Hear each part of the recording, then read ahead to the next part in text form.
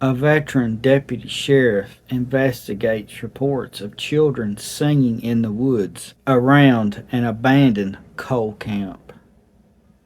He makes a discovery that makes newspapers and begins a mystery that changes his life forever.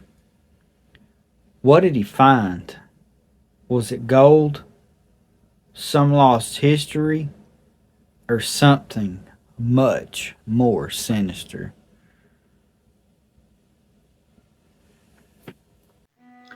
Appalachia, the mountains, are like no other. From its rigid terrain, beautiful wildlife, to the people that live their lives here, to the strange, unexplained stories that folks share. Join me while I share this amazing place, one story at a time.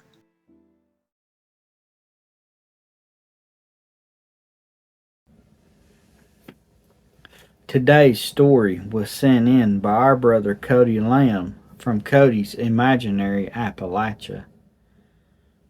A close retired deputy friend of his told him this story. Per his request, we will not disclose his name. So now, let's begin the story. It's a roller coaster of emotions, so be ready.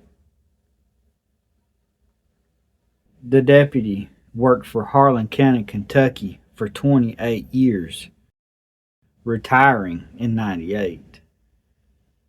Most of the stories he tells these days are the typical ones. Shiners in the hollers, domestic fights, drunks wrestling their own reflections in the creek water, and so on. This story is one I and you will never forget. In the fall of '87, the mountains were turning brown. The fog hung low near every morning, creeping through the valleys like it was alive. Folks in Harlan County say the mountains keeps its secrets, and after that autumn, I began to believe it. Sometime around sunup, 73-year-old widow Margaret Whitlock came into the station. She looked terrified, not mad, not upset, not confused, downright scared to death. She lived alone, close to the old abandoned coal camp. It was left empty since the '40s. She reported hearing singing in the woods just behind her house. It would start around midnight. It was children singing the same song over and over. It was children singing the same song over and over. Now, folks, the people in these parts are known to spin a good yarn every now and again, but their stories fall apart. But Widow Whitlock was not one of those people. She was sharp as a tack, never known to tell a yarn or exaggerate them. She was asked if she'd seen anyone, and of course, she said no. Then, in a quiet, hushed voice, she leaned in and said, "They ain't alive, deputy." The deputy laughed, not because he was rude. It was because he thought she was scared and needed reassurance. As the day rolled on, the deputy got curious of what really was going on. The deputy drove along to the house. The Whitlock place sat alone on the end of a narrow dirt road.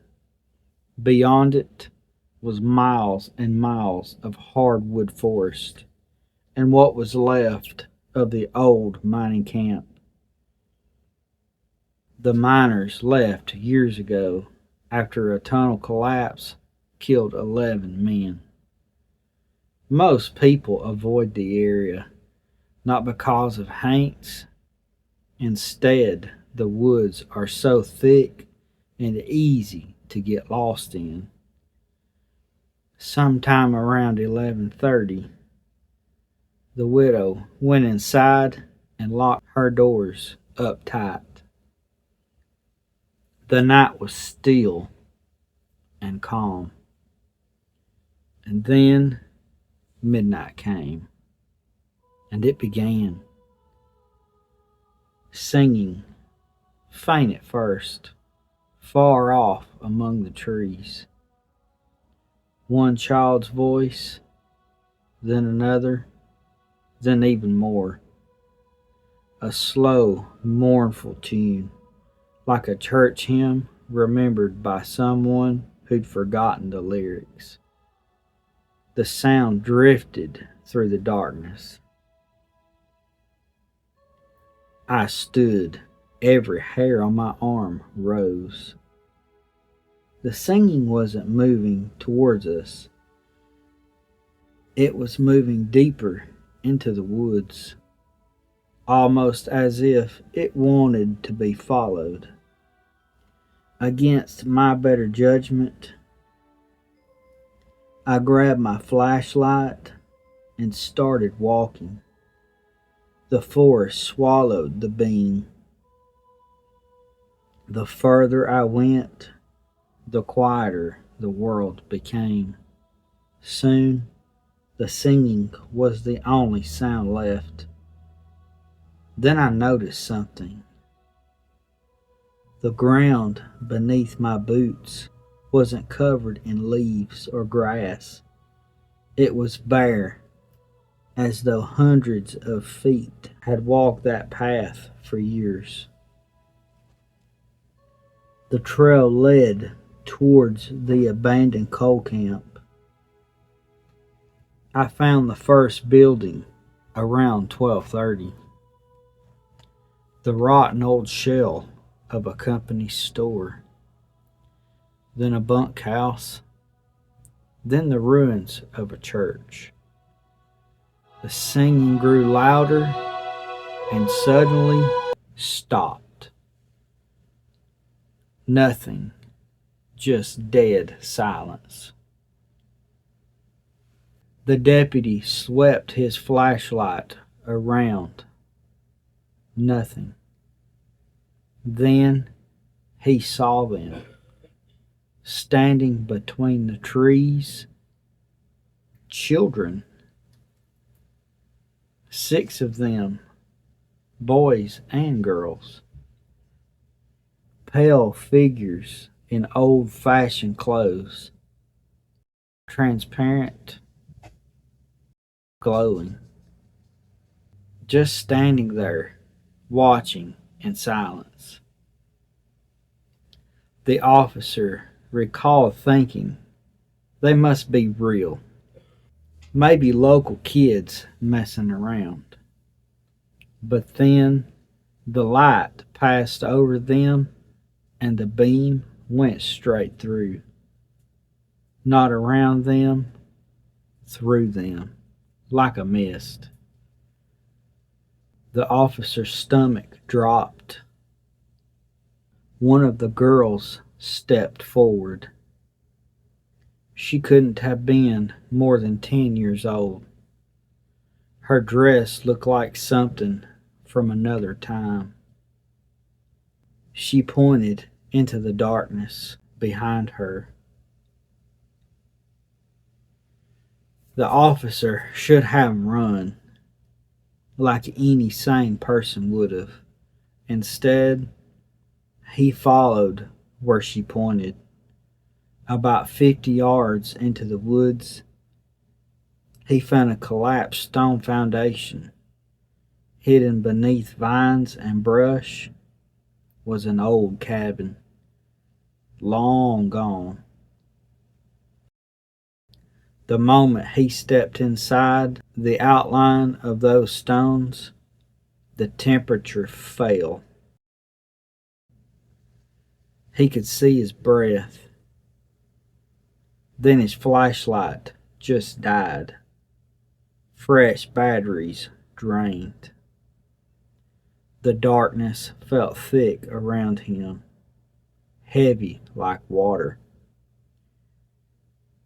And in that darkness, he heard voices, not from outside, not from the woods, but from under his feet. Men shouted, woods cracking, children screaming. Then silence. A terrible silence. When his flashlight flickered on, he noticed something sticking out of the dirt. A tiny hand bone. Human. He stumbled backwards. The very moment he left the foundation, the cold vanished. The children were gone. Every one of them. The woods were empty. The officer returned the next morning with a state investigator. What they found never made the newspaper. Under the old cabin site were the remains of 7 children, all buried together. Judging by their clothing, fragments, and artifacts, they were likely been dead near 100 years. Theories range from disease all the way to murder. No one ever determined just what happened. Reports from that time were incomplete. The mining company vanished generations ago. No living witnesses remain. The county quietly laid the children to rest in a church cemetery. A proper burial, headstones, names where we could ID them, unknown children where they could not. After that night, Widow Whitlock never heard the singing again. Neither did anyone else. The official report says an anonymous tip led authorities to those graves. Nothing more. No ghost. No voices. No dead children leading a deputy through the woods. The deputy wrote it that way because nobody would have believed the truth. But that's not the real reason. The real reason came 1 week later. The deputy visited the cemetery just before sunset. The new graves sat beneath a stand of old maple trees. The air was calm, quiet, and peaceful. As he sat there, he noticed movement behind the trees. The same little girl, the one who's pointed him toward the cabin. She stood among the shadows, watching the graves. For a moment, she looked solid, almost alive. Then she smiled, not a frightening smile, but a grateful one. She turned and walked into the woods, and the 6 other children stepped from behind the trees and followed her. Not one looked back. By the time they reached the edge of the forest, they were gone. Not vanished, just gone. As though they had finally reached somewhere they were meant to be. That's when he understood something. They hadn't been hanging the mountain. They'd just been waiting for someone to find them, waiting for someone to remember they existed. So he never told anyone what he saw. The children had gotten what they wanted: names, graves, and especially peace. Some things in Appalachia are older than reports, older than laws, older than reason itself. The mountains keep its secrets. Every now and then, if you're unlucky enough to be listening, it may just tell you a secret. Just one. Then we'll ask you not to speak of it ever again.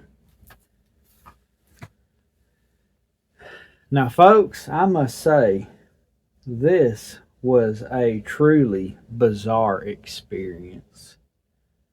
Not a lot of people ever get to experience something of this caliber. Some folks, when they visit places of this nature, they may hear a whisper in the wind or a little wisp of air, maybe a touch or a tug on their shirt, but never, ever do they get to see the spirits. This officer, man, what a brave person to even share this with anyone. And we are so grateful that he did. Not many people would even live to see something like that. I wouldn't even know how to handle it.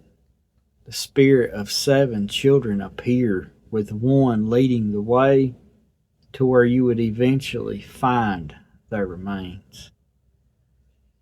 I hope myself today that those 7 children really are resting in peace there in the woods where their spirits still roam, but their bodies laid in everlasting peace and sleep there in the church. I want to say a special thank you to our awesome brother Cody for sending us this story.